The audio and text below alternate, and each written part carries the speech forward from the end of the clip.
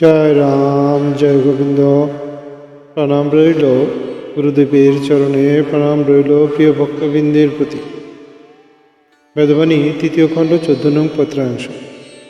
এই যে জন্ম, মৃত্যু, বিবাহ, ইহা ভবিতব্য সংস্কার ছাড়া জো নাই।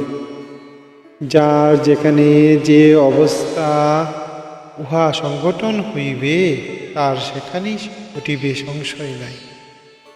এই জন্য চিন্তা ভাবনা না করিয়া সত্যের সেবা করিতে থাকুন। সত্যই সকল ঋণ পাশ মুক্ত করিয়া পরমানন্দ শান্তিধাম মুক্ত করিয়া দিবেন।